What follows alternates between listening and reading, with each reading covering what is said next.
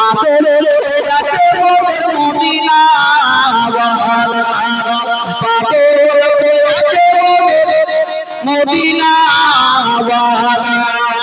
कैसे पूरे ऐसा देखी कोई जलसा रे दवाई कत सब से আছে নবী আসাই পাগল আছে মোদের মদিনা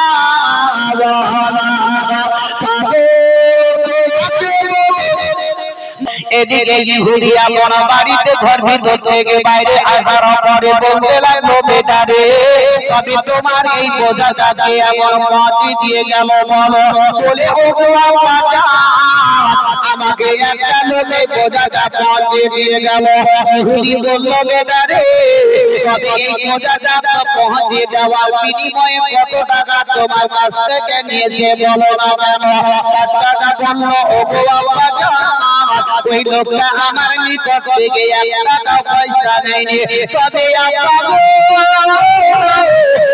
আমি গলিতে গলিতে ঘুরে ঘুরে আমি দেখেছি তবে ওই লোকটার মতো সুন্দর চেহারা আজ পর্যন্ত দেখিনি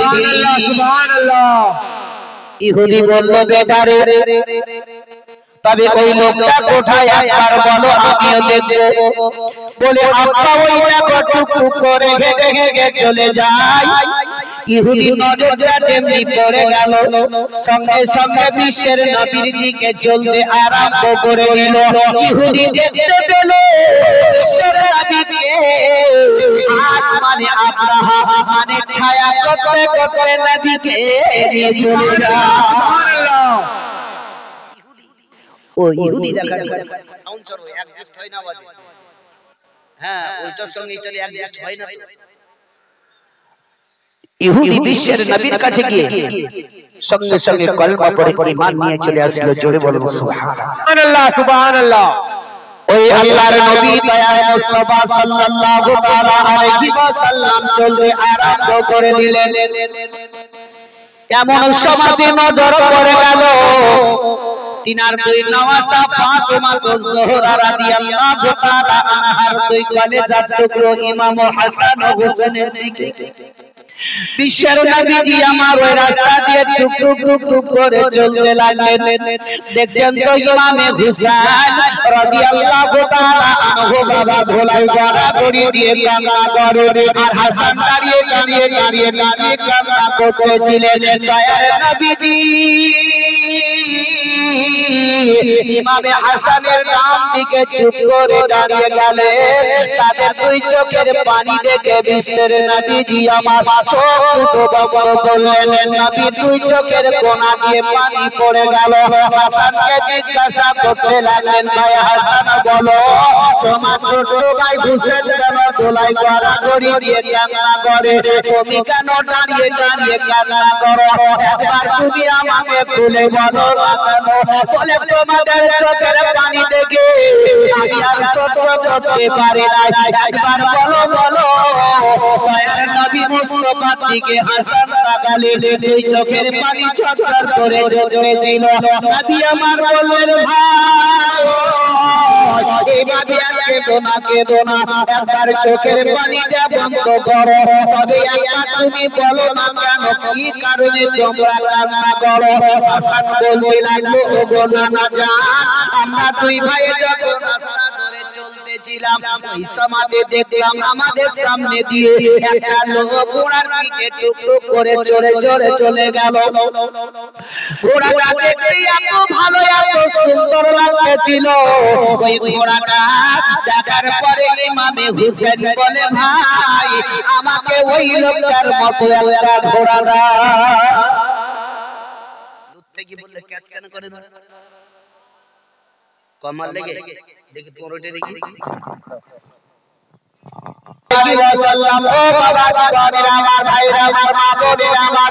বিশ্বের নবীর নওয়াসা ইমামে হাসান রাদিয়াল্লাহু তাআলা আনহু বলতে লাগলেন বলে নানা গো ওগো আমার নানা জান আমরা যখন রাস্তা ধরে চলতেছিলাম এমন সময় দেখলাম কি একটা লোক ঘোড়ার পিঠে চড়ে চলে যায় ওই সমাজে আমার ছোট ভাই হোসেন বলতে লাগলো বলে ভাই গো আমাকে একটা ঘোড়া এনে দাও, আমি তার ঘোড়ার মধ্যে আমি চড়ে চড়ে চলে যাব। আমি হাসান চুপ করে গেছেন, মুক্তিটার কোনো কথা বার্তা বেরাই না।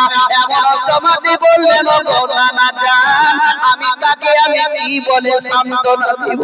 তবু আমার মুখে কোনো জবান বেরাই না, আমার মুখে কোনো কথা বেরাই না। বিশ্বের নবী বললেন, হাসান তবে কান্নাটা বন্ধ করো, তবে একটা তুমি তোমার ছোট ভাইয়ের কাছে চলে যাও, তুমি গিয়ে বলো, বলে ভাই তুমি একটু কান্নাটা বন্ধ করো, চলো তোমাকে আমি বাড়িতে গিয়ে ঘোড়া দিয়ে দিব, তোমার জন্য ঘোড়া রেডি আছে। বলে না না গো, আমি এই কথাটা বলবো কি করে, যেহেতু আমাদের বাড়িতে ঠিকভাবে খাবার প্রাপ্ত হয় না, আমার বাড়িতে কোনো ঘোড়া নাই, তবে আমি কি করে সান্ত্বনা দিতে পারি? ওগো না না, আমি বলতে পারবো না। বিশ্বের নবী বললেন, ও হাসান যাও যাও, নবী মুস্তাফা আমি রহমাতুল লিল আলামিন বলি, তোমাদের জন্য তোমাদের বাড়িতে ঘোড়া রেডি হয়ে গেছে। সুবহানাল্লাহ সুবহানাল্লাহ। যাও, তোমাদের জন্য ঘোড়া রেডি আছে, তোমার ছোট ভাই হোসেনকে একবার বলে দাও। ইমামে হাসান রাদিয়াল্লাহু তাআলা আনহু তিনি টুক টুক টুক টুক করে যাওয়ার পরে তার হাত দুটো ধরে বলছে, ভাই একবার উঠে যাও, চলো আমি তোমাকে বাড়িতে ঘোড়া দিয়ে দিই। ইমামে হাসান রাদিয়াল্লাহু তাআলা আনহু যখন বলে দিলেন, ওই সমাজে আপন বাপিরা ভাইরা আমার এমন কি হাসান হোসেনের হাত কানা ধরে বলতে আছে, ভাই উঠো চলো তোমাকে আমি বাড়িতে গিয়ে ঘোড়া দিয়ে দিব। এমন সমাজে হোসেনের কান্নাটা বন্ধ হয়ে গেল, আর আপন হাতটা ধরে নিয়ে টুক টুক টুক করে বাড়ির দিকে রওনা হয়ে গেলেন। ইমামে হাসান রাদিয়াল্লাহু তাআলা আনহু আর হোসেনের হাতটা ধরে যখন নিয়ে নিলেন, বিশ্বের নবী আপন পিছনে পিছনে চলতে আরম্ভ করে দিলেন। এমনকি ফাতেমা জোহরা রাদিয়াল্লাহু তাআলা আনহা বাড়িতে যখন বাবা পৌঁছে গেলেন, এদিকে ফাতেমা একটি ঘরের মধ্যে বাবা চুপ করে বসে বসে দূর থেকে দেখতেছিলেন যে আমার কলেজার টুকরো ইমামে হাসান ও হোসেন বাড়ির মধ্যে প্রবেশ করেছে। এমনকি তার সাথে সাথে নবী মুস্তাফা পর্যন্ত বাড়িতে এসেছে। ইমামে হাসানের নজরটা বাবা বাড়ির চারিদিকে পড়তে লেগে গেল। নবী মুস্তাফা তো বলেছিলেন আমাদের জন্য বাড়িতে ঘোড়া রেডি আছে, তবে ঘোড়া কেন আমি দেখতে পাই না? আমার ছোট ভাই হোসেন যদি একবার জিজ্ঞাসা করে দেয়, তবে আমি কি বলে তাদের জবাব দিব? আমি বাড়িতে কোনো ঘোড়া দেখতে পাই না। ওই সময় বিশ্বের নবীজি হাসানের দিকে দেখতে দেখতে দেখতে নবী আমার নিজে নিজে ঘোড়া তৈরি হয়ে গেলেন। আর নবী মুস্তাফা আমার বললেন, ও ভাই হাসান দেখো দেখো তোমার ছোট ভাইয়ের জন্য ঘোড়া রেডি হয়ে গেছে, এবার তাকে চড়তে বলে দাও। যেমনি বলা হলো, ইমামে হোসেন টুক টুক টুক টুক টুক টুক টুক করে বিশ্বের নবী পিঠের উপরে চড়ে গেলেন। যার জন্য সারা জাহানকে সৃষ্টি করা হয়েছে, যার জন্য কুল কায়নাতকে তৈরি করা হয়েছে, যে নবীর কারণে আমরা কোরআন পেয়েছি, যে নবীর কারণে আজকে আমরা নামাজ পেয়েছি, যে নবীর কারণে আজকে কোরআন পেয়েছি, যে নবীর কারণে আমরা মাহে রমজানের রোজা পেয়েছি, যে নবীর কারণে আমরা কাবা পেয়েছি। এই বিশ্বের নবী নিজে ঘোড়া তৈরি হয়ে গেল। সুবহানাল্লাহ সুবহানাল্লাহ। নিজে ঘোড়া তৈরি হয়েছে একমাত্র কার কারণে, কাদের জন্য? ইমামে হাসান হোসেন তার নওয়াজের জন্য। বলো সেই নবীর মতো কি আমরা হতে পারবো ভাই? বলুন তো, আমরা এক ওয়াক্তে নামাজ নিয়ে আসতে পারবো? মেরাজে আমরা নবী গেছিলেন, মেরাজে কখন? 27 রজব মাসের 27 তারিখে। এই রজব মাসের 27 তারিখে গিয়ে নবী খুদ আল্লাহর সঙ্গে সামনাসামনি বসে বসে 90,000 কথা বলেছেন। সুবহানাল্লাহ সুবহানাল্লাহ। কত হাজার? 90,000। আর মুসা পয়গম্বর কোথায় কথা বলেছেন? আর প্রত্যেকটা মানুষ কোথায় কথা বলে আল্লাহর সঙ্গে? মসজিদ, নামাজে। কোরআন বলে ইন্নাল আবদা ইউনাজি রাব্বাহু ফি সালাত।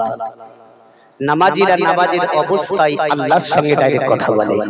সুবহানাল্লাহ, সুবহানাল্লাহ। তাহলে বলো, আমরা নামাজের মাধ্যমে দাঁড়িয়ে আল্লাহর সঙ্গে কথা বলি, আর আমার বিশ্বের নবী ডাইরেক্ট গিয়ে আল্লাহর সঙ্গে সামনাসামনি বসে সুবহানাল্লাহ। আজকালকার কিছু চেরানার মৌলভিগুলা দেশে উঠে বলেছে নবী আমার কে মুস্তাগফিরুল্লাহ। তুই একবার তুই যে দেখ দেখি একটা পাহাড়ে বিনাই খাইতে উঠতে দেখি, বড় বড় ফতোয়া দিয়ে বেড়াই এদের কাছে তুই দূরে থাকার চেষ্টা করবে। আল্লাহ যে আমাদের প্রত্যেকটি মানুষকে সঠিক পথে ঈমানের সহিত নিয়ে যাওয়ার তৌফিক এনায়েত করুন। জোরে সকলে বলেন আমিন। বিশ্বের নবী আমার সাউন্ড ছাড়ো ভাই, তোমার আওয়াজ অ্যাডজাস্ট হয় না, তুমি অ্যাডজাস্ট করতে পারছো না। বিশ্বের নবী আমার দয়ার নবী রাহমাতুল লিল আলামিন, তিনি যখন ঘোড়া তৈরি হয়ে গেলেন, হোসেন চললেন, তো ফাতেমাতুজ জোহরা দূর থেকে দেখছেন আর টুকটুক করে কাঁদছেন। জোরে বলো সুবহানাল্লাহ, সুবহানাল্লাহ।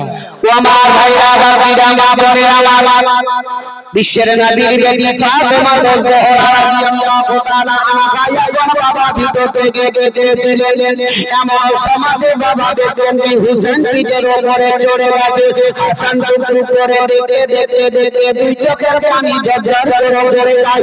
এমনকি ইমামে হাসান বাবা থেকে চোখের পানি করে করে আল্লাহ দরবারে বলে, আল্লাহ গো, আমার ছোট ভাই হোসেন আমার বিশ্বের নবীর উপরে হুটার করে বড় বেয়াদবি করলো, বড় ভুল করেছে, এত ভুল করেছে, এত ভুল করেছে। আল্লাহ গো, আমার ছোট ভাই এত বেয়াদবি করলো। দয়ার নবী মুস্তাফার দিকে তাকায় তাকায় ইমামে হাসান ডাক্তার তাকায় আর আসমানের দিকে তাকায়। আল্লাহর নবী দয়ার মুস্তাফা বললেন, ও ভাই হাসান গো, তবে চোখের পানি এত বন্ধ করো, এখন তুমি চোখের পানি ফেলবে না। যদি তোমার বড় পছন্দ হয় তবে তুমি আমার পিঠের উপরে চড়ে যাও, যদি না পছন্দ হয় তবে তোমাকে আমার পিঠে চড়তে হবে না। ইমামে হাসান আর চিন্তায় চিন্তিত হয়ে গেলেন, যদি এখন আমার বিশ্বের নবীকে আমি না পছন্দ করি এবং যদি নারাজ করে দিই তবে আল্লাহ নারাজ হয়ে যাবে। সুবহানাল্লাহ। ইমামে হাসান বলছেন, আমি যদি নবীকে নারাজ করে দিই আল্লাহ নারাজ হয়ে যাবে। তবে বিশ্বের মুসলমান একবার জেহেনটাকে খাটান, যদি নবী মুস্তাফাকে নারাজ করে দেন, খোদার কসম করে বলো আল্লাহ তোমার কাছ থেকে নারাজ হয়ে যাবে। সুবহানাল্লাহ, সুবহানাল্লাহ। বেশ সতর্ক হয়ে লেগে যাও। বিশ্বের নবীর নওয়াজা ইমামে হাসান রাদিয়াল্লাহু তাআলা আনহু বিশ্বের নবীর পিঠের উপরে চড়ে গেলেন। ফাতেমাতুজ জোহরা রাদিয়াল্লাহু তাআলা আনহা দেখেছিলেন, এমন সমাজে দয়ার নবী মুস্তাফার পিঠে যখন চড়ে গেলেন, দয়ার নবী মুস্তাফা বাবা টুকটুক করে দেখেছিলেন। ইমামে হোসেন তখনই বললেন, ও নানা যাও, আমার বড় ভাই, দেখো দেখো, যখন এই লোকের উপরে এই ঘোড়ার পিঠে লোকটা চড়ে গেল, এই ঘোড়ার পিঠে চড়ে থাকতে বলা লাগাম তার হাতে ছিল, তবে আমরা যে ঘোড়ার পিঠে চড়েছি তবে এই ঘোড়ার লাগামটা কোথায় গেল, কেন আমরা লাগাম দেখতে পাই না? ইমামে হাসান চুপ করে গেলেন। বিশ্বের নবী আমার মুখটাকে ফিরে নিয়ে ইমামে হাসানকে বলে, তুমি বয়সে বড় হতে পারো তবে বুদ্ধিতে ইমামে হোসেন তোমার থেকে বড়। সুবহানাল্লাহ, সুবহানাল্লাহ। ভাই দেখো, ঘোড়ায় চড়লে লাগাম লাগে এটা জানেন, বিশ্বের নবী কুল কায়নাতের নবী জনাবে মুহাম্মদ রাসূলুল্লাহ সাল্লাল্লাহু তাআলা আলাইহি ওয়াসাল্লামের মাথার উপরে যেই পাগড়িখানা ছিল ওই পাগড়িখানা খুলে নেওয়ার পরে নবী নিজের মুখে বেঁধে নিয়ে ইমামে হুসেনের হাতে তুলে দিয়ে বললেন, যাও ভাই, তোমার এই দেখো ঘোড়ার লাগাম তৈরি হয়ে গেছে। লাগামটা যেমন করে নিল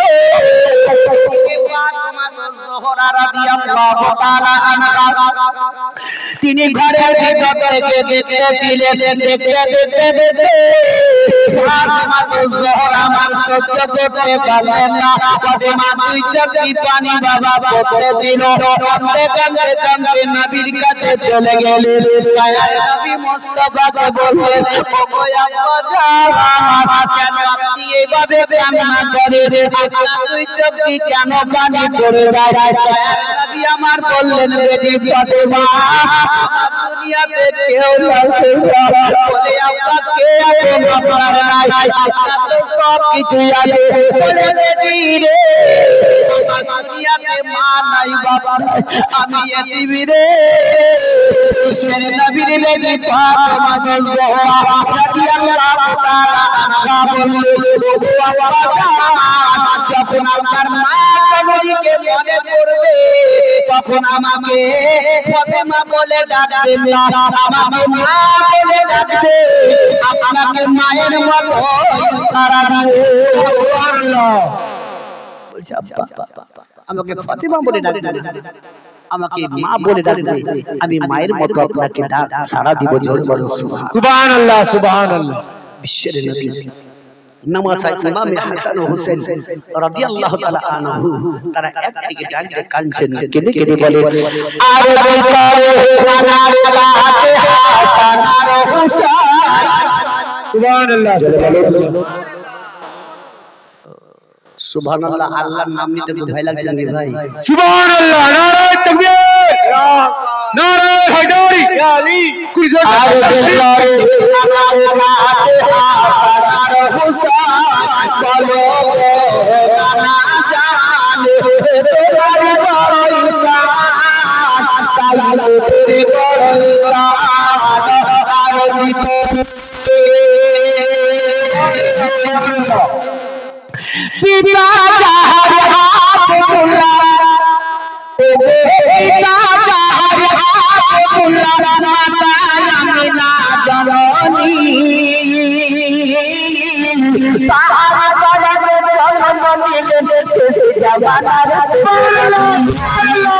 কারীর ইশারায় টুকরা হইল, কারীর ইশারায় টুকরা হইল আসমানের চাঁদ, বলো নানা জান তোমার বড় ঈশান, তাই তোর বড় ঈশান। আর ভিতরে পিতা যাহার সে, ওগো পিতা যাহার সে, মাতা ফাতেমা জননী, পিতা যাহার আমল ওয়ালা সে জান্নাতের রানী।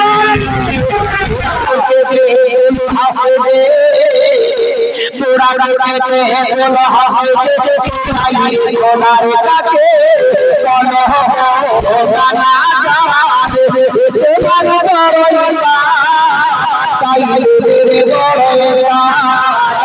আর ভিতরে নবী আমার এসে বলে, নবী আমার এসে বলে, তুই ইমামের কাছে আমাদের নামে কে আছে আর তোমাদের হাসিতে দুনিয়া হাসে, তোমাদের হাসিতে দুনিয়া হাসে, কাঁদিলে কাঁদিবে জাহান, নানা জান তোর বড় ঈশান, তাই বড় ঈশান। আর ভিতরে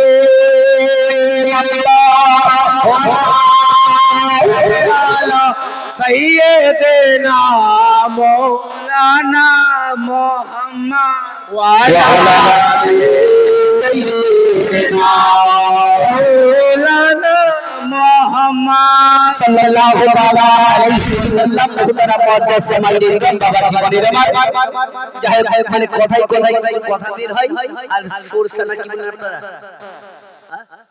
আপনারা আমরা বীরভূমের সরসাই বলি ভাই बोले किसी देश की बोले और किसी देश की गाली होती है तो সরষা দাবলে কি হয় তেল বের হয় তো কথাটা আমার দেখতে দেখতে কথা বের এলো আপনাদের দেশে মাথা আছে না নাই আছে আছে আছে কোন দেশ আর বাকি নাই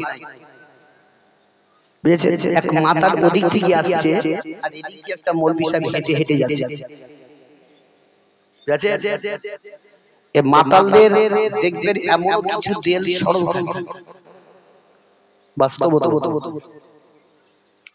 এই মাতাল বুঝে রাস্তা দিয়ে চলছে বুঝলেন তো চলতে চলতে মৌলবি সাহেবকে দেখার পরে মনে মনে চিন্তা করলো কি মৌলবি সাহেব আমার কাছে আসবে তেমনি ওকে ধরে আমি একটা প্রশ্ন তৈরি করে বলবো প্রশ্নের উত্তর নিব আজকালকার কিছু কিছু জাহিলিয়ার লোকগুলো আছে বুঝলেন মৌলবিদেরকে বলছে মৌলবি সাহেব একটা প্রশ্ন করব বলে না বলেন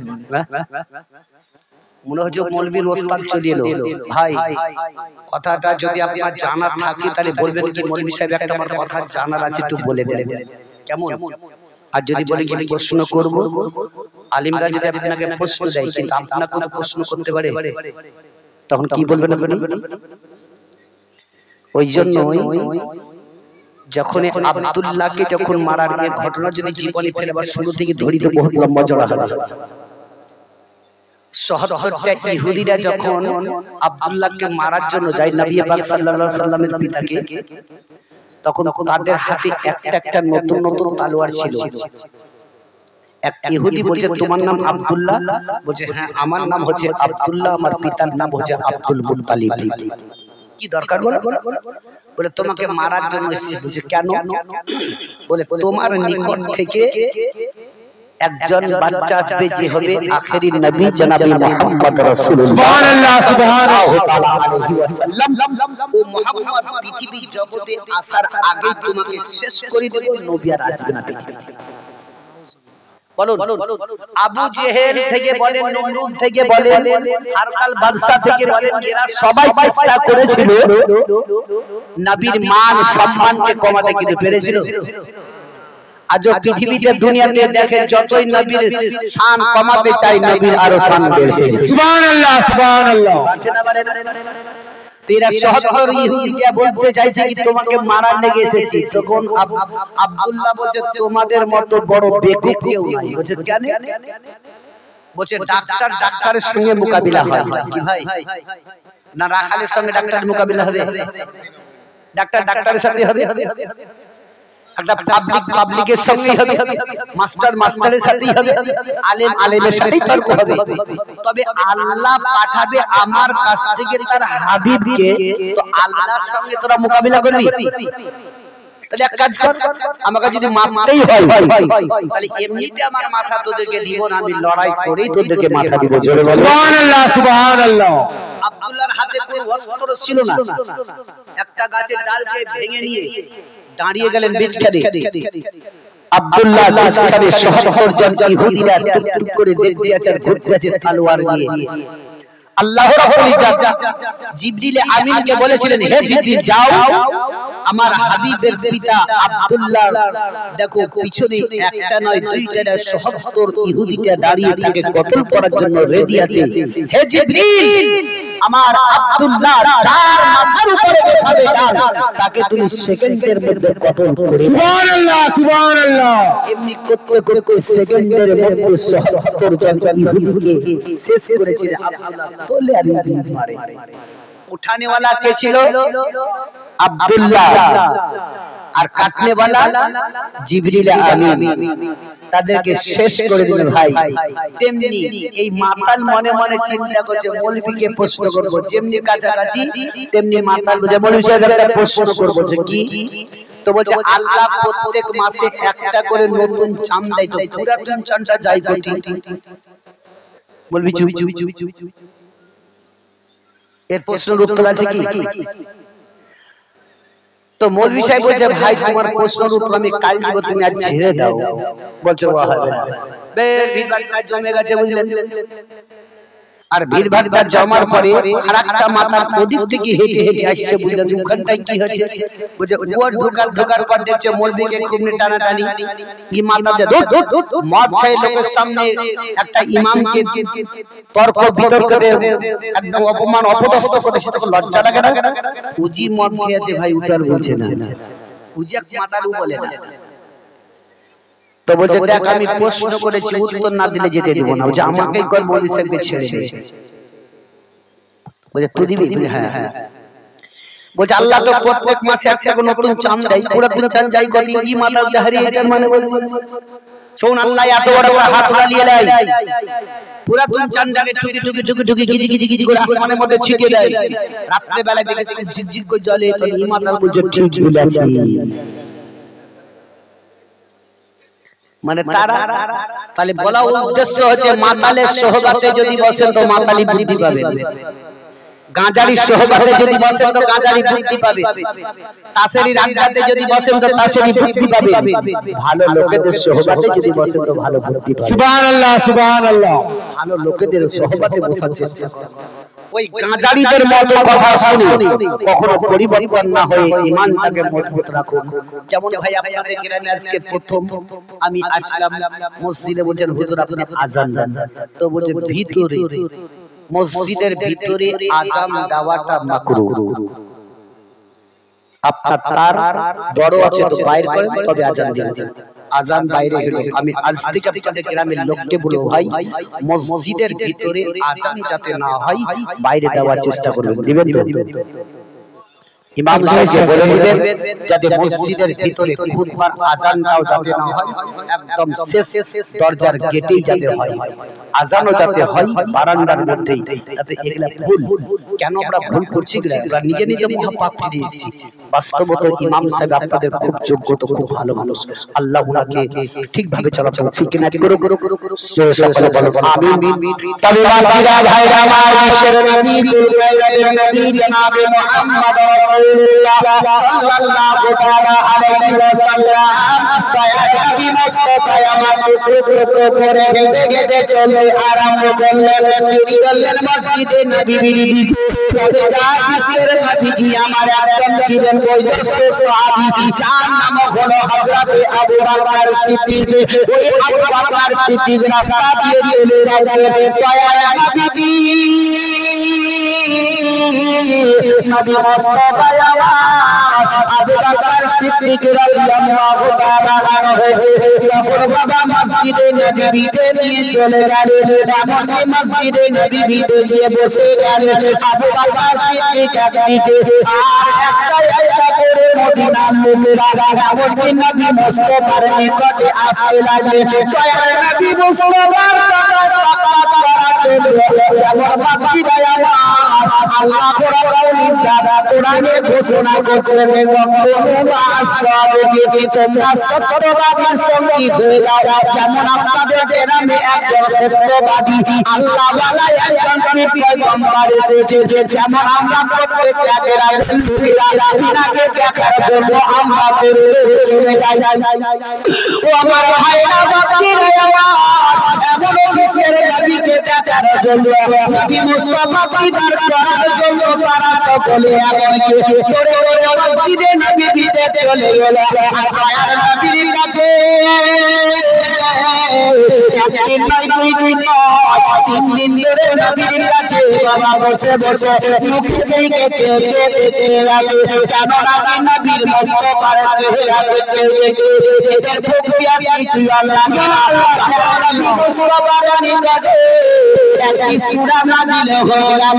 কোরআনে 30 পারা সূরাটা দেখবেন সূরা নাসার। এই সূরা নাসারটা যখন নাযিল হয়ে গেল, হযরত আবু বকর সিদ্দিক রাদিয়াল্লাহু তাআলা আনহু এই সূরাটা ব্যাখ্যা করার পরে আবু বকর নবীর কাছে কিভাবে বললেন, আবু বকর সিদ্দিক বাবা চললেন কাঁদতে কাঁদতে একটু দূরে চলে গেলেন। এই বক্সের আওয়াজ ছাড়ো, বিশ্বের নবীজি আমার দয়ার নবী মুস্তাফা আমার ওই মেহরাবে মসজিদে নববীর মধ্যে বসে আছেন বলতে বলতে আবু বকর সিদ্দিক রাদিয়াল্লাহু তাআলা আনহু তিনি আপনি একটা নিরালা জায়গাতে বসে বসে কান্না করে আবু বকর সিদ্দিকের চোখের পানি ঝরঝর করে ঝরে যায় আবু বকরের চোখের পানিতে দাড়ি মুবারক পর্যন্ত ভিজে গেল দয়ার নবী আমার তাদেরকে জিজ্ঞাসা করতে আছে হে বলো বলো মদিনার লোকেরা তোমরা একদিন নয় দুই দিন নয় তিন দিন ধরে আমার নিকটে বসে আছো তোমাদের চোখের পানি এমন কি দেখো ও মদিনার লোকেরা খাওয়া দাওয়া বন্ধ করে দিয়ে আমার নিকটে বসে আছো কারণটা কি বলো না কেন তারা বলতেছে ইয়া রাসূলুল্লাহ ইয়া হাবিবাল্লাহ নবী গো আপনার চেহারা মোবারক দেখতে গেলে পরে আমাদের খুব পিয়াস দুটোই একসঙ্গে মিটে যায় সুবহানাল্লাহ ইয়া রাসূলুল্লাহ আপনার পবিত্র চেহারা দেখতে গেলে খুব পিয়াস আমাদের মিটে যায় কাজকর্ম করতে যাবার আমাদের ইচ্ছা হয় না আবু বকর সিদ্দিক একদিকে দাঁড়িয়ে দাঁড়িয়ে কান্না করে মদিনার নওজওয়ানেরা গিয়ে বলে হে আবু বকর কেন তুমি এই জায়গাতে দাঁড়িয়ে দাঁড়িয়ে কান্না করো তোমার দুই চোখে কেন পানি পড়ে যায় কারণটা কি আবু বকর কেঁদে কেঁদে কেঁদে কেঁদে তাদেরকে বলতেছে ও মদিনার লোকেরা শুনো রে ও মদিনার নওজওয়ানেরা শুনো যেই নবীর আশায় আকাঙ্ক্ষিত হয়ে আমরা নবীর কাছে 3 দিন ধরে বসে আছি খাওয়া দাওয়া বন্ধ করে দিয়ে পানি পর্যন্ত আমরা পান করি না ও দয়ার নবীজি আমাদের নিকট থেকে কয়দিন পরে বিদায় নিয়ে চলে যাবে নবীর সঙ্গে আর কোনোদিন সাক্ষাৎ হবে না নবীর সঙ্গে আর কোনোদিন আলাপ হবে না নবীকে আর কোনোদিন দেখতে পাবো না তার জন্য আমি কান্না করি রে মদিনার নওজওয়ানেরা তারা দৌড়ে দৌড়ে আল্লাহর নবীর কাছে চলো তারা বলে ইয়া রাসূলুল্লাহ ইয়া হাবিবাল্লাহ নবী গো আবু বকর যে কথাটি বললেন এটা সত্য কিনা মিথ্যা বলো আর নবী আমার চোখ দুটো বন্ধ করলেন নবী দুই চোখের কোণা দিয়ে পানি পড়ে গেল বিশ্বের নবী আমার বললেন ও আমার মদিনার লোকেরা আমার আবু বকর যে কথাটা বললেন এটা সত্য আমার আলিম থেকে বড় যদি বলো আমার আবু বকর জানলে বলা থেকে বড় যদি বলো তবে আমার আবু বকর আমার আবু বকর যেটা বলেছেন ওটাই সত্য আমি কয়েকদিন পরে বিদায় নিয়ে চলে যাব নবী আমার যেমনি কথাটি বললেন তারা সকলে এত কান্না করতে লেগেছে এত কান্না করে মনে হচ্ছে কি মসজিদে নববীতে কিয়ামত হয়ে যাবে সুবহানাল্লাহ সুবহানাল্লাহ আল্লাহর নবী দয়ার মুস্তাফা আবু বকর সিদ্দিক রাদিয়াল্লাহু তাআলা আনহু ওই মসজিদে নববী থেকে নিয়ে চলে গেলেন এমন সময়ে মা ফাতেমা যোহরা রাদিয়াল্লাহু তাআলা আনহা বিশ্বের নবীর দিকে তাকিয়ে তাকিয়ে দেখতেছিলেন নবী আমার বললেন ও বেটি ফাতেমা একটা কথা শুনে নাও বলে ইয়া রাসূলুল্লাহ ইয়া হাবিবাল্লাহ নবী গো কি কথা বলবেন বলুন না কেন বিশ্বের নবী আমার বললেন বেটি ফাতেমা তুমি হচ্ছ জান্নাতি সুবহানাল্লাহ কে সবাই যে মাথা ঘোরাঘুরি করছেন ভাই বিরিয়ানি খাবেন নাকি এত যদি এটা ঘাই ঘট্ট করবেন তো সময়টা কটা বাজে 10:30 তো বাজছে বেশি রাত হয় না তাই কি না আর কমসে কম আমার ঘরেটা একটু ভুল আছে তো মনে হয় একটা রাত এই রাতটা আগামী কালকে যদি খুঁজেন তো পাবেন তাহলে আমরা স্থির ভাবে বসে আমরা তাদের জীবনী কাহিনী শুনি কেন দেখেন তাদের জীবনী কাহিনী কি কষ্টে আজ আমরা যদি তাদের মর্মান্তিক ওই ঘটনাটা আমাদের ভিতরে ঢুকে থাকতো তাহলে বাস্তবত আমাদের চোখ দিয়ে পানি আসতো জোরে বলে সুবহানাল্লাহ সুবহানাল্লাহ সুবহানাল্লাহ আপনারা যেভাবে আছেন আল্লাহ আপনাদেরকে এভাবে বসে থাকার তৌফিক এনে করুক। মা বোনদের অন্যান্য জায়গা দেখি মা বোনদের বেশি আপনাদের থেকে হয়ে হাঁটা বেশি হয়, কিন্তু মা বোনরা শান্ত আপনাদের হয়ে হাঁটা বেশি। খোদার কসম করে আল্লাহ যদি বলতো কি মেয়ে ছেলেরা জোরে জোরে সুবহানাল্লাহ দরুদটা পড়ো, আপনাদের মতো বেটা ছেলে একদম মেয়ে ছেলেটা আওয়াজে ঢেকে দিত। ডাক্তার কেন বলে তো পাড়াতে যদি দুইটা মেয়ে ছেলে ঝগড়া করে তো গলা কত দেখিয়ে থাকবে না। তো ভাই যেখানে যান মন দিয়ে স্থিরভাবে শোনার চেষ্টাটা করুন। বিশ্বের নবীজি আমার কুল কায়নাতের নবী জনাবে মুহাম্মদ রাসূলুল্লাহ সাল্লাল্লাহু তাআলা আলাইহি ওয়াসাল্লাম তিনি বিশ্বের নবীজি তিনার বেটি ফাতেমাতুজ জোহরাকে বলছেন, বেটি তুমি হচ্ছে জান্নাতি। জোরে বলো সুবহানাল্লাহ সুবহানাল্লাহ। আপনাদের গ্রামের একটা লোক যদি মেম্বার হয়, মেম্বারি পদ যদি পায়, তার মনটা খুশি হবে না? হবে না? হবে, বড় আনন্দিত হবে। আমি মেম্বারি পেয়েছি, এবার আমার খামাই কি একটা খুশি महसूस হবে। আপনি যদি কোন একটা মসজিদের যদি কাউকে যদি মোড়ল পদ দিয়ে দেন তো বলে কি আমি মোড়লের পদ পেয়েছি, বাপরে কত কদর বাড়বে। কিন্তু আজকালকার মসজিদের মোড়ল হচ্ছে মাতালকে গাঁজারিকে জুয়ারি। এরা কোন নামাজের কোন সম্বন্ধে কিছুই জানে না, বা মসজিদের মোড়ল কি ঠিক না বেটি? একটা মোড়ল বলছে মৌলভী সাহেব, মানে মৌলভী তো গ্রামে নাই, ইয়াপন বললে তো মৌলভী এসে থাকার লেগে, তো ওই মোড়লটা কিছু আরবি সম্বন্ধে কিছুই জানে না, নামাজও পড়ে না। গিয়ে গিয়ে প্রশ্ন করছে মৌলভী সাহেব মসজিদে তো আপনাকে রাখবই, তাহলে কিয়ামতের আলামত কি? এই প্রশ্নের উত্তরটা দেন। তো মৌলভী সাহেব কিছুক্ষণ থাকার পর বলছে, মোড়ল সাহেব কিয়ামতের আলামত হচ্ছে আপনি। আচ্ছা রাখবে না? রাখবে না? পাকা থুবে? তো যে বলছে কিরকম কথা বলছেন? বলছে আল্লাহর রাসূলের হাদিস আছে এটাই, এমন একটি জামানায় এমন একটি সময় আসবে কি জাহেলেরা মৌলভীদেরকে প্রশ্ন করবে, ওরাই হবে জাহান্নামের আলামত। এরাই হবে জাহান্নামের আলামত। তো আলামতগুলো দেখা যাচ্ছে ভাই। আরে মসজিদের মোড়ল সেক্রেটারি ক্যাশিয়ার হবে কারা? নামাজি, 5 ওয়াক্তের নামাজ পড়নেওয়ালা। না তো যে সুদের টাকা বেশি পায় টাকাই করছে মোড়ল, টাকাই করছে সেক্রেটারি। মদ খাওয়া হারাম, মদ খেয়ে যদি মসজিদে যায় তো হাইরে পিটুন দিবে, আর সুদ খেয়ে মসজিদে উঠবে কোনো কিছুই হবে না। কেমন মানুষের দিমাগটা দেখিলে। ওই সমাজে বিশ্বের নবীজি আমার বললেন, ও ফাতেমা জোহরা রাদিয়াল্লাহু তাআলা আনহা, তুমি হচ্ছ জান্নাতি।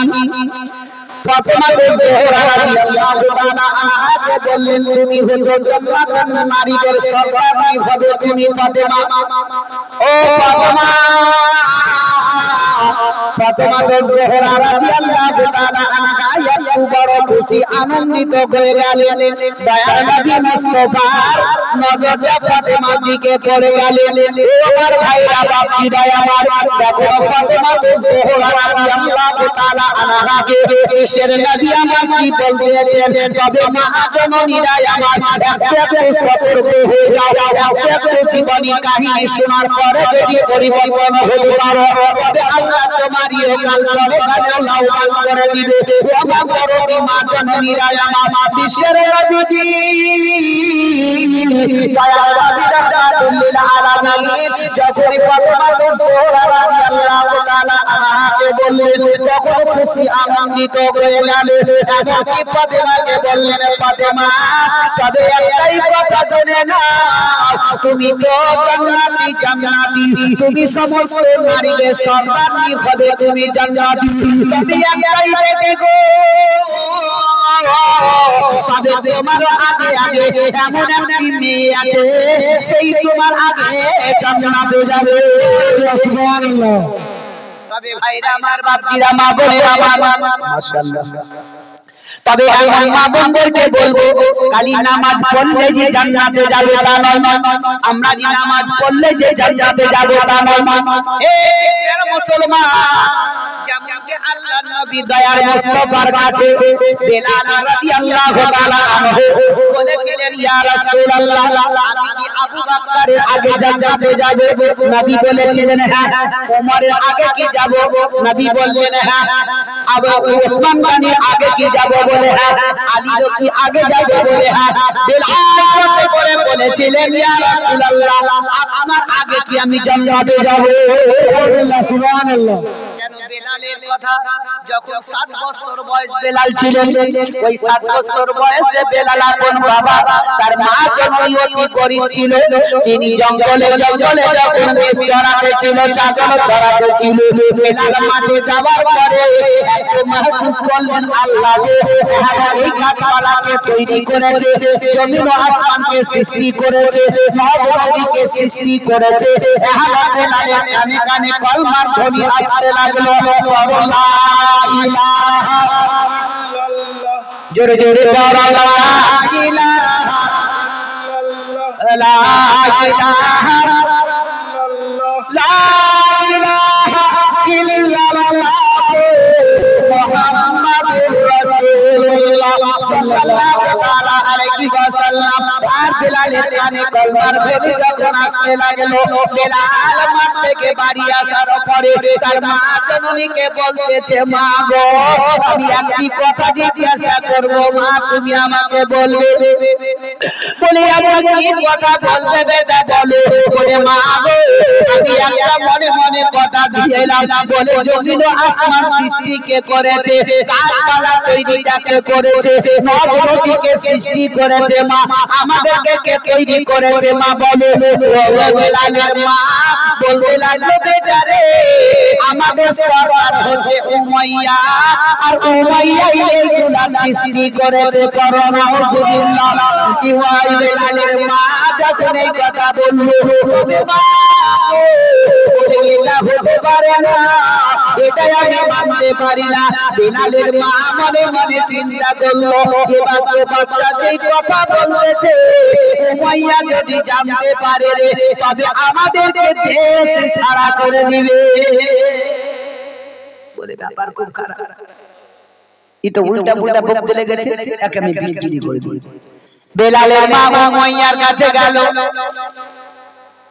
উমাইয়াকে বলতে লাগলো বলে আমার বেটাকে বিক্রি করব তুমি কিনলে কি বলো উমাইয়া বলছে আমার কাজ তো ওটাই কিনার বিচার উমাইয়া কিনে নিল এবার বাবা উমাইয়া যাই বলে তাই শুনে ছাগল চড়াতে গেছে জঙ্গলে পাহাড়ে এদিকে সঙ্গী সাথীদেরকে নিয়ে ডেকে ডেকে ডেকে বেলাল বলতে লাগলো বলে শোনো রে বলে আমরা যে সকলে ছাগল চড়াতে এসেছি তবে জঙ্গলকে তৈরি করেছে জমিন ও আসমানকে সৃষ্টি করেছে নদ নদীকে করেছে বলো তবে তারা বলছে উমাইয়া বলে এটা তো ভুল কথা রে বলে সৃষ্টি করনে वाला একজন আমাদের খোদা যাকে আল্লাহ আমরা বলি সুবহানাল্লাহ সুবহানাল্লাহ।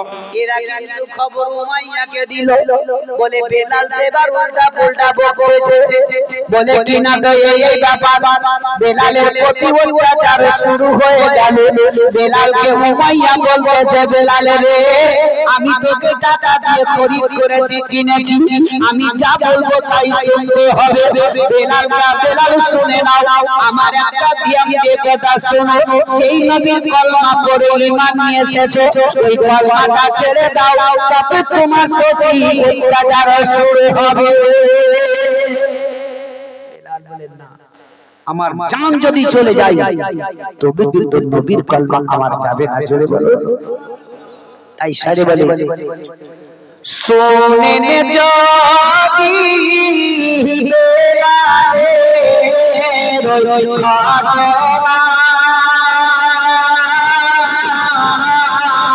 পাস नहीं দাই করে কিছু রাবে না সোনে যদি বেলালের ঘটনা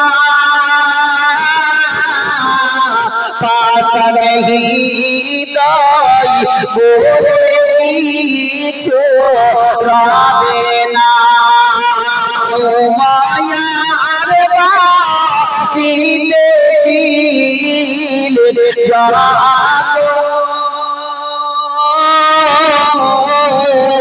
নবীর কালেমা পড়েছিল ও মায়া বুঝিতে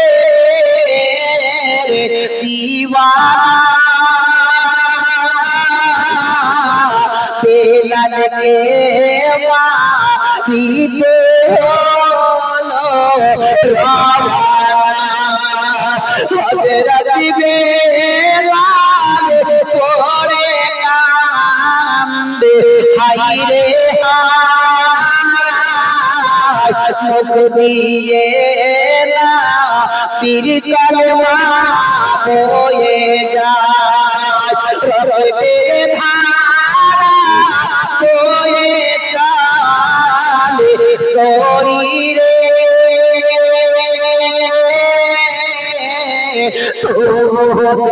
বেলাল ভুলে রাখো নবীকে আল্লাহুম্মা سيدنا مولانا محمد وعلى آله سيدنا مولانا محمد সাল্লাল্লাহু তাআলা আলাইহি ওয়াসাল্লাম। বাবা জীবনের আমার ভাইরা মা বোনেরা আমার বিশ্বের নবীর বেটি ফাতেমা জোহরা রাদিয়াল্লাহু তাআলা আনহা যখন বাবা খুশি হয়ে গেলেন ওই সময়তে বিশ্বের নবী আমার বললেন ও ফাতেমা তোমার আগে আগে পৃথিবীতে একটি মেয়ে আছে জান্নাতে যাবে তবে আমার মা বোনদেরকে বলবো একটু সতর্ক হয়ে যাও এখনো একটু পরিবর্তন হয়ে যাও যদি এখন পরিবর্তন হতে পারে তবে ইহকাল পরকালে লাভবান হয়ে যাবে। আমার বাপিরা ভাইরা আমার বিশ্বের নবী যখন এই কথাটি বললেন ফাতেমা জোহরার মুখের মুস্কুরাহাত হারিয়ে গেল। দয়ার নবী মুস্তাফা দেখতেছেন ফাতেমার দিকে তাকিয়ে ফাতেমা জোহরা বললেন বেটি গো আব্বা জান ও গো আব্বা জান আমার আগে আগে যে মেয়েটি জান্নাতে যাবে তবে ওই মেয়েটি কি জীবিত আছে না মারা গেছে? দয়ার নবী মুস্তাফা আমার বললেন ফাতেমা তবে ওই মেয়েটিকে কি তুমি দেখতে যাও? বলে ইয়া রাসূলুল্লাহ আমি হচ্ছি বিশ্বের নবীর বেটি ফাতেমা আমি তো জান্নাতে যাব। আপনি জান্নাতের সার্টিফিকেট দিয়েছেন তবে আমারও আগে আগে যেই মেয়েটি জান্নাতে যাবে আমি তাকে এক নজর দেখব। সুবহানাল্লাহ কেমন ছিলেন বিশ্বের নবীর বেটি ফাতেমা হচ্ছে সমস্ত নারীদের জান্নাতের নারীদের সর্দার হবে উনি। আর ওর আগে আগে একটা মেয়ে জান্নাতে যাবে তাহলে মেয়েটি এমন কি কাজ করেছে? আজ আমাদের দেশের মা বোনরা পারবে? আইরে দুনিয়া এদের তো মাথায় ঠিকভাবে কাপড়ই থাকে। যেমন বলেন ভাই টায়ারের ভিতরে কি থাকে? টায়ারের ভিতরে টিউব। এই টায়ার টিউব যদি একসঙ্গে বাড়ি থেকে বের হয় তো টিউবটা বাস্ট হবে? টিউব বাস্ট হবে? টায়ারের ভিতরে টিউব আছে তো বাস্ট হবে কি হবে না?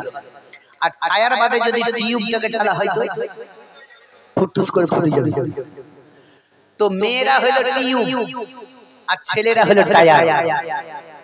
এই স্বামী স্ত্রী দুজনাতে যদি বাড়ি থেকে বের হয় পরপুরুষ কেউ আগে কথা বলতে পারবে? কেউ পাবে না। মাথায় ভরেন কথাগুলো। আরে এমন এমন বেখিস্তা মেয়ে আছে বুঝলেন স্বামীকে কোনো পরোয়াই করে না। আর যে স্বামীকে পরোয়াই করে না বা স্বামীকে অমান্য মেনে বাড়ি থেকে বেরিয়ে যায় ওই মেয়েরা হবে জাহান্নামের খোরাকি। যে মেয়ে ছেলেরা ছেলেদের পোশাক পরিধান করে প্যান্ট আর জিন্সের শার্ট গেঞ্জি পরে যারা পরিধান করে বেড়ায় ওই মেয়েরা হবে জাহান্নামের খোরাকি। 2 নম্বর ছেলেদের মধ্যে যদি মেয়ের পোশাক পরে হাতে বালা কান ফোড়া নাক ফোড়া তারা যদি করে থাকে তারাই হবে জাহান্নামের খোরাকি। কাউরি হাতে যদি বালা থাকে খুলে ফেলে দেবে। অনেকে ছেলেপেলেকে স্টাইল করে না বহুত করে। এ মা বোনদেরকে বলে দিই কমসে কম ও ছেলেদের পোশাক না পরে নারীর মতো পোশাক পরিধান করো। আজ তো বলছিলাম ওটাই, একটা মেয়ে ছেলে বুঝলেন এমন ভাবে ভেলকি বেড়ে কাপড় পিঁধে বুঝলেন, বড় বড় একদম কানে বড় বড় টিকটি লিপস্টিক লাগিয়ে এদিকে সেন্ট ওদিকে সেন্ট লাগিয়ে ঘাড়ে একটা ব্যাগ হাতে একটা বড় বড় মোবাইল নিয়ে টুকটুক করে চলে রাস্তা দিয়ে যাচ্ছে। সেন্ট যদি যায় তো লোকে কি বাপরে শুনবে না? এই সেন্টটা পেলো কোন? বাজারে গিয়ে যখন দাঁড়িয়ে থাকবে মেয়েটি ফ্যাশন দেখিয়ে ভবক দেখিয়ে, আমার কথা বুঝতে পারছেন তো? আপনাদের দেশে আলাদা ভাষা আলাদা হতে পারে, কিন্তু এই ভবক আমরা বলি ওদেরকে যারা বেশি ফ্যাশন করে ঘুরে বেড়ায়। এই নটা দিয়ে মেয়েরা যখন বাজারের মধ্যে সেরকম ড্রেসিং করে নিয়ে হাতে বড় বড় মোবাইল নিয়ে দাঁড়িয়ে থাকে, একটা ছেলে দূর থেকে মেয়েটিকে দেখছে, তাকিয়ে তাকিয়ে দেখতে খুব সুন্দর মেয়েটা, কাছে কাছে আস্তে আস্তে কাছে গেল, কাছে যাওয়ার পর একটু চিহ্না চিহ্না লাগছে, আন্দাজে বলে দিল। মেয়েটা তখন কি বলবে? আচ্ছা তুমি দেখলা কোথায় আমাকে? ছেলেটা সুযোগ পেল না, পেল না, আরেকটু সুযোগ তারপর যে আচ্ছা তোমার বাড়ি কোথায় বলো? মেয়েটি তখন বলে আমার বাড়ি হচ্ছে অমুক জায়গায়। ছেলেটা বলে ঠিক তোমাকে ওইখানেই দেখেছিলাম। আন্দাজে ঢেল মারামারি চলছে। মেয়েটি যখন বলে ঠিক আছে তাহলে ওই ছেলেটা এখন ফটো বাক্তি দেবো, তাহলে এক কাজ করো তোমার মোবাইল নাম্বারটা দাও, পরে তোমার সাথে কথা হবে। যেমন মোবাইল নাম্বার দিল মানে তোমার টিউবলের ফুটফুস করে ফুটে গেল। কি ঠিক না বেটি? দেশকে শেষ যদি করলো মোবাইল আর মেয়েরাই, ঝগড়া সৃষ্টি যদি বলেন তো নারীরা। আজকে খোদার কসম করে বলবো যে মায়েরা 24 ঘন্টা নিয়ে মোবাইল নিয়ে ঘোচাঘুচি করো, খোদার কসম করে বলি ওই মা যদি মোবাইলের জায়গাতে যদি কোরআন দিনের মধ্যে একবার পড়ে সেই মেয়েটি হবে লাভবান। কোরআন পড়ো, বাড়িতে নামাজ পড়ো। খোদার কসম করে বলে যাই যদি কোনো মেয়ে মানুষ বাড়িতে নামাজ পড়ে, আকিমুস সালাত তোমরা নামাজ কায়েম করো, যদি বাড়িতে নামাজ কায়েম করে আল্লাহ তার বাড়ির সমস্ত বালা মুসিবতকে দূর করে দেবে। সুবহানাল্লাহ, সুবহানাল্লাহ। ওই সমাজে ফাতেমা জোহরা রাদিয়াল্লাহু তাআলা আনহা বললেন, গো আব্বা জান তবে ওই মেয়েটিকে একবার আমাকে দেখিয়ে দেন, আমি মেয়েটির সঙ্গে আমি একবার সাক্ষাৎ করব। দয়ার নবী মুস্তাফা আমার চোখ দুটো বন্ধ করলেন, নবী দুই চোখের কোণা দিয়ে পানি পড়ে গেল। ফাতেমা জোহরাকে বললেন, ও বেবি ফাতেমা, ওই দেখো সামনে যে জঙ্গলটা দেখা যায়, ওই জঙ্গলের ভিতরে একটা ছোট ঘর দেখতে পাও কি বলো? তোমার তো জোহরা বললে না পাগল, দেখা যাচ্ছে ছোট একটা ঘর ভর্তি দেখা যায়, চলে রে তবে ওই বাড়ি দরজাতে চলে যাও, দেখো ঘরের ভিতরে একটি মেয়ে আছে, যার নাম হলো জামিলা। ওই জামিলাই যাবে তোমার আগে আগে জান্নাতে। ফাতেমা জোহরা রাদিয়াল্লাহু তাআলা আনহা ওই সময় বাবা টুক টুক টুক টুক টুক করে জামিলা দরজাতে যেমনি চলে গেল, জামিলা দরজাতে গিয়ে বাবা আওয়াজ দিয়ে দিলে, আর যেমনি আওয়াজ দেওয়া ভিতর থেকে জামিলা আওয়াজ দিচ্ছে বলে তুমি কে আছো বলো? ফাতেমা জোহরা বললেন, আমি আছি বিশ্বের নবীর বেটি ফাতেমা, তবে একটা দরজাটা খুলে দাও, খুলে দাও। জামিলা বলল, না না আমি দরজা খুলতে পারবো না। ও ফাতেমা, তবে তুমি আজকে বাড়ি চলে যাও, আমার কলেজাটা চুরচুর হয়ে যায় ফাতেমা, আমি তোমাকে দেখার জন্য আমার মনটা বড় ছটফট করে গো ফাতেমা। ও গো ফাতেমা, তবে আমার স্বামী বাড়িতে নাই, আমার স্বামী গেছে জঙ্গলে কাঠ কাটতে, আমার স্বামী কাঠ কেটে সন্ধ্যা সমাতে আসবে, আমার স্বামীর কাছ থেকে আমি ইজাজত নিব, তারপরে তোমার জন্য আমি দরজা খুলে দিব। সুবহানাল্লাহ, সুবহানাল্লাহ জামিলা দুই চোখের পানি করে যায় ফাতেমা জোহরা বলছেন জামিলা তুমি একটা মেয়ে মানুষ আমি একটা মেয়ে মানুষ তবে দরজা খুলতে তোমার কি অপরাধ বলে ফাতেমা আমার স্বামীর বিনা হুকুমে আমি দরজা কখনোই খুলতে পারবো না তবে আজকে চলে যাও আগামী কালকে তুমি চলে এসো আমি ভিজা জানিয়ে রাখবো তোমার জন্য আমার স্বামীকে আমি বলবো তোমার জোহরা বাড়িতে চলে গেল সারা রাত্রিতে ফাতেমা ঘুমালেন না চোখে আর ঘুম এলো না চিন্তায় চিন্তিত হয়ে গেলেন ফাতেমা দ্বিতীয় দিনে বাবা বৈকাল বেলাতে টুকটুক করে ফাতেমা জামিলার বাড়ি দিকে চলতে লাগলেন এদিকে ইমামে হুসেন রাদিয়াল্লাহু তাআলা আনহু ধরে ধরে এসে মায়ের আঁচলটাকে ধরে নিলেন বলে মা গো গতকালকে তুমি কোথায় আড়ালে আড়ালে চলে গেছিলে তবে আজকে মা আমি তোমার সঙ্গে যাব কিন্তু হুসেন ছিলেন ছোট তবে একটু জিদ্দি ছিলেন বাবা জিদ্দির কারণে ফাতেমা হুসেনকে নিয়ে চলতে লাগলেন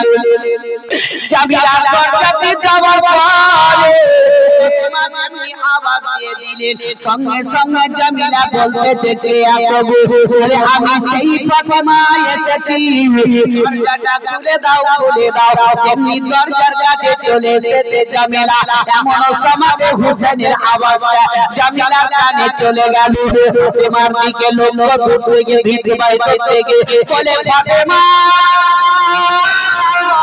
তোমার সঙ্গে ওই বাচ্চাটা কে আছে বলো ফাতেমা বলল আমার কলেজার টুকরো ইমামে হুসেন আছে বলে আমি দরজা খুলতে পারবো না ফাতেমা বলে কেন খুলবে না বলে আমার স্বামীর কাছ থেকে তোমার ইজাজত নিয়েছি তবে তোমার বেটা হুসেনের ইজাজত নেইনি তবে আজকেও তুমি চলে যাও আজকে আমার স্বামী সন্ধ্যার সময়তে আসবে তোমার বেটা হুসেনের ইজাজতটা আমি চাইবো তারপরে আমি দরজা খুলে দিব জামিলা যেমনি এই কথা বলে দিল ইমামে হুসেন বলছে মা তবে এমন কোন মেয়ের মেয়ে মা দরজা তোমার জন্য খোলে না চলো এখান থেকে পালিয়ে যাই একটু জিদ্দি ছিল বলে ফাতেমা বলে হুসেনের বয়স কত বলছে 3 বছর জামিলা বললেন ও ফাতেমা এই 3 বছর বয়সের জন্য আমি দরজা খুলবো না যদি 2 বছর বয়স হতো আমি দরজা খুলে দিতাম 3 বছরের কারণে আমি দরজা খুলবো না এই কারণে 2 বছর বাচ্চার সামনে যদি কোনো কথা বার্তা বলি যায় কিছু করিছে দেহের মধ্যে বলতে পারবে না 3 বছর বাচ্চার সামনে যদি যাই কিছু বলি তারা দেখবে ধ্যান দিয়ে টুকটুক করে শুনবে আর কথাটা মেমোরিতে ভরে দিবে পরবর্তীতে কথাটা মনে করে দেখবে কি করবে হাসবে বলে ফাতেমা এই 3 বছর বয়স হয়ে গেছে আমি তার জন্য দরজা খুলতে পারবো না চলে যাও ও আমার ভাইরা বাপজিরা মা বোনেরা আমার তবে একটু জেহেনে খাটান আমার মা বোনদেরকে বলে যাই আপনি যাকে একটা বাচ্চাকে 10 মাস 10 দিন গর্ভে পেটে নিয়ে থাকলো বাচ্চাটা দুনিয়াতে ভূমিষ্ঠ হলো ওই বাচ্চাটাকে এক 2 নয় 2 বছর ধরে মা ইসলাম থেকে দুধ খাইয়ে বড় করলো এমনকি ওই বাচ্চাটার বয়স 5 বছর হয়ে গেল 5 বছর যখন বয়স হয়ে গেল মা দেখে ওই বাচ্চাটাকে কাছে কিন্তু ঘুমাতে নিবে না নিবে ভাই হ্যাঁ কেন নিবে না ও তো নিজের গর্ভের বাচ্চা 5 বছর বয়স হলো তো কি হলো কিন্তু লজ্জাই নিবে না স্বামী স্ত্রী এক জায়গায় থাকবে বড় ছেলে আমাদের কাছে থাকবে হবে না লজ্জা করবে নিতে ও আমার জননী মায়ের আমার জোহার করে যায় বলে যদি নিজের গর্ভের বাচ্চাকে 5 বছর নিতে তোমার লজ্জা লাগে, একটা পরপুরুষ আসছে তোমার বাড়িতে স্বামী নাই, তাকে তুমি কাছে বসিয়ে চা তৈরি করে খাওয়াও, কত কত জিনিস খাইয়ে দিছো, তখন কি তোমার লজ্জা লাগে না? আমি বলবো ওই মায়েরা জান্নাত পাওয়া অত সহজ কথা নয়। একটা নারী দেখুন বাবা স্বামীর বিনা ইজাজত ছাড়া দরজা খোলে না। আজকে কত কত মায়েরা দেখবেন স্বামীরা বিদেশে চলে যায় পেটের দায়ে বিবিকে খুশি করার জন্য দোতলা তিনতলা চারতলার উপরে কাজ করে, আর এদিকে রাত্রি বেলাতে তার বিবি একটা পরপুরুষকে মোবাইলে হ্যালো ভিডিও কল লাগিয়ে বলছে হ্যালো তুমি কেমন আছো বলো, আর এদিকে স্বামী বলে ঠিক না পরপুরুষকে নিয়ে এদের কপালে জান্নাত জুটবে, এরা জাহান্নামে যাবে। ফাতিমাতুজ জোহরা রাদিয়াল্লাহু তাআলা আনহা তিনি আপন বাবাকে টুকরো করে বাড়ির দিকে রওনা হয়ে গেলেন। তৃতীয় দিনে বাবা ফাতিমা একা চলে গেলেন, আর একা যাওয়ার পরে ফাতিমাতুজ জোহরা তিনি আওয়াজ দিলেন, সঙ্গে সঙ্গে দরজাটা খুলে দিলেন, আর খুলে দেওয়ার পরে ফাতিমা জামিলার বাড়িতে প্রবেশ করতে বাবা তিনটা জিনিস দেখে পাওয়া গেল। 1 নাম্বার একটা খুঁটি, 2 নাম্বার একটা লাঠি, 3 নাম্বার একটা দড়ি। তিনটা জিনিস দেখার পরে ফাতিমা দাঁড়িয়ে গেল। জামিলা ফাতিমাকে দেখে কাঁদতে লেগেছে। জামিলা দুই চোখের পানি ঝরঝর করে ঝরে যায়। ফাতিমা বলছে জামিলা কেন এভাবে তুমি কান্না করো, তোমার দুই চোখে কেন পানি পড়ে যায়? জামিলাকে বলতেছেন জামিলা এই তিনটা জিনিস তোমার কেন দরজার সামনে ঢোকানো রাখানো কেন আছে চারুটাকে বলো।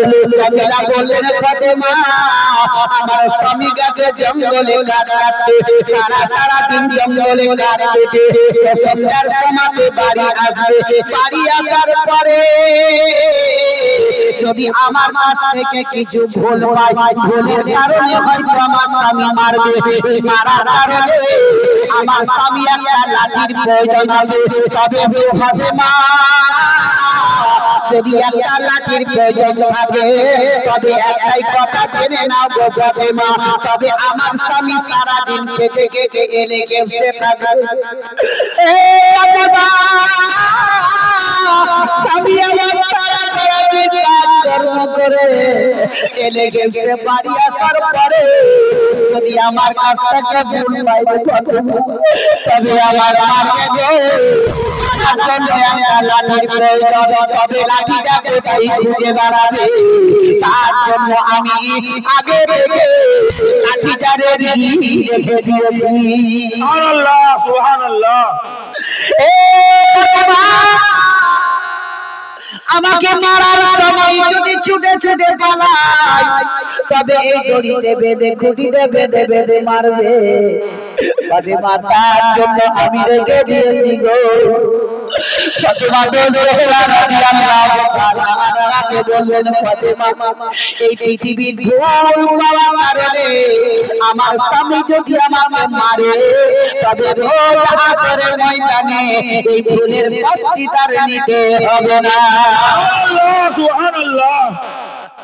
আর আজকালকার পৃথিবীর মা বোনরা এত বড় বড় ভুল করে দিয়েছে, স্বামী যদি একটা থাপ্পড় মেরে দেয় তো ফাটাম করে মাকে ফোন করছে মা চলে আয় আর ভাত আর খাবো না। কি ভাই অল্প মগজের মেয়ে সাটাম করে চলে আসলো যাও তোমার ভাত খাবো না নিয়ে হেঁটে বেরিয়ে। ভুলটা হচ্ছে মা বোনদের।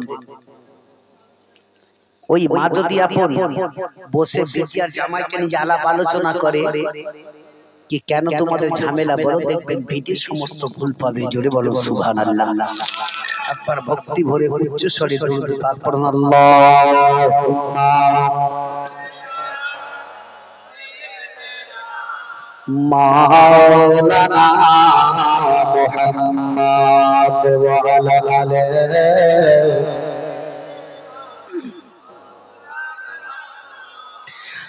নৌকার মাঝি পার করে দেরি করিস না, জিয়ারতে যাব আমি সোনার মদিনা বহু হাজি চলে গেল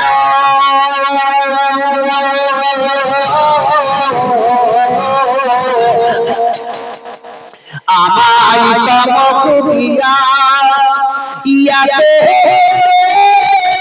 তাকলাম তরু চাইল না ফিরিয়া দেব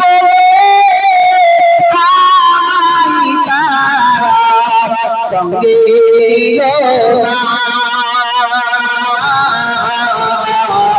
নৌকার মাঝি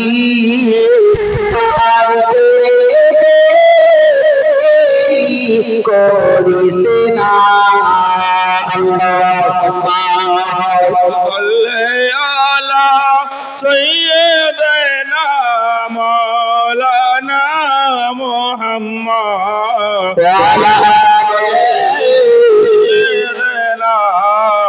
মাওলানা মুহাম্মদ সাল্লাল্লাহু তাআলা আলাইহি ওয়াসাল্লাম। বাবা জীবনের আমার ভাইরা ও বড়দি বাপজিরা মা জননীরা আমি দ্বিতীয় আয়াত পড়েছিলাম মুহাম্মদ সাইয়্যিদা ফালা তানহার। আল্লাহ পবিত্র কোরআনের মধ্যে ঘোষণা করেছেন যদি তোমার নিকটে কোনো সাইয়্যিদ আছে তারে কখনো খালি ফিরাবে না, যেটা পারবে তারে সান্ত্বনা দিবে। আল্লাহ বলেছে ওই সাইয়্যিদের দোয়া আমি আল্লাহ আমি কবুল করে নিব। সুবহানাল্লাহ। নাম্বার মুসাফিরের দোয়া আল্লাহ কবুল করবে।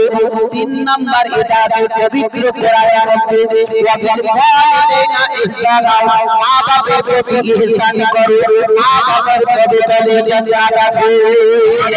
সুবহানাল্লাহ। ওই দেখেন এই দিকটার লোকগুলো একটু সুবহানাল্লাহ ওই দিকের লোকগুলো মাশাআল্লাহ জিদ ধরে থাকে না ভাই। জিদের গল্প বলবো কি? জিদে জিদে মানুষ বহুত কিছু করে দেয়। বহু দেখবেন মেয়ে ছেলের বেশি যদি জিদ উঠে যায় বিষ খেয়ে দেয়, খাই না জীবনই পড়ে যায়। কেউ গলায় ফাঁসি দিয়ে দেয়, কেউ রেলে মাথা দিয়ে দেয়। আবার দেখবেন কেউ কেউ রেগে রেগে কেরাসিন বুঝেন তো, কেরাসিন ঢেলে দিয়ে পুড়ে যায়। আবার কেউ পেটে পেটে লাগলো কাট কাট কাট। বহুত আছে জিদ এ জিদ কখনো করো না। জিদে জিদে আপন কি বুঝলেন?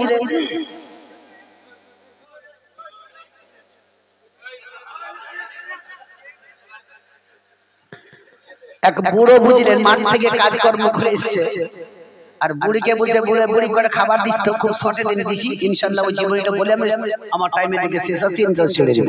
আমার যত 12:30 একটা হলো ছাড়বো না বলতে। তো এখন তো বাজে মোটামুটি কটা 11:15 বাজছে।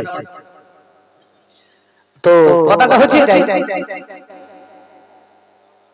এ বুড়ো যখন রুটি তৈরি করতে বললো তো বুড়ি বুঝলেন মাত্র 5 খান্ডা রুটি তৈরি করেছে। কখন বললাম ভাই এই ধ্যান দেন আমাদের 5 খান্ডা।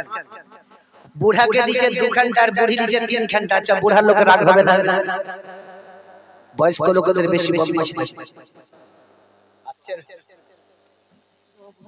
চলে আসছে নারে তাকবীর, নারে সালাত, নারে খাজা, কুড়িসন্ডা শরীফ,